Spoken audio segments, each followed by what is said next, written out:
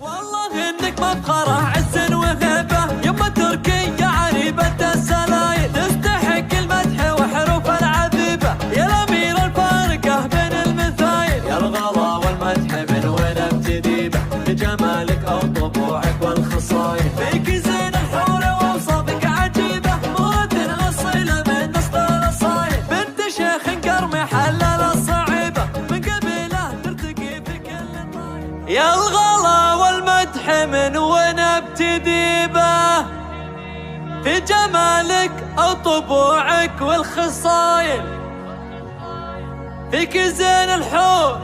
واوصافك عجيبه، مهرة اصيله من نسل الاصايل،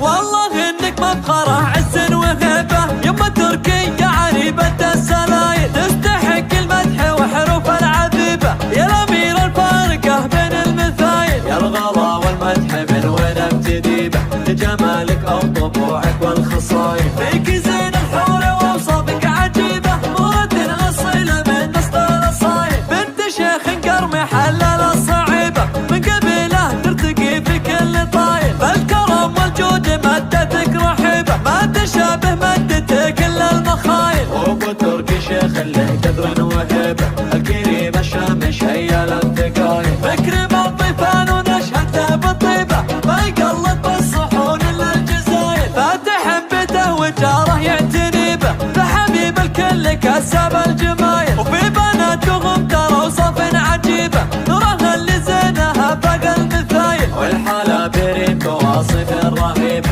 والدلع من الجمالها هوايل، فيك زين الحور واوصافك عجيبه، ورد اصيله من نسل الاصايل، والله انك مفخره عز وهبه، يما تركية عريبة السلايل، تستحق المدح وحروف العذيبه، يا الامير الفارقه بين المثايل، يا الغلا والمدح من وين ابتدي به، لجمالك او طبوعك والخصايل، فيك زين الحور واوصافك عجيبه، مرد اصيله من نص الاصايل، بنت شيخ قرمي حلل الصعيبه، من قبيله ترتقي في كل طايل، بالكرم والجود مدتك رحيبه، ما تشابه مدتك الا المخايل، ابو تركي شيخ له قدر وهبه، الكريم الشامش هيا الانتقايل، فكر بالطيفان ونشهته بالطيبه، ما يقلط بالصحون الا الجزايل، فاتح بيته وجاره يعتني به، فحبيب الكل كسب الجمايل، وفي بناتهم ترى اوصاف عجيبه،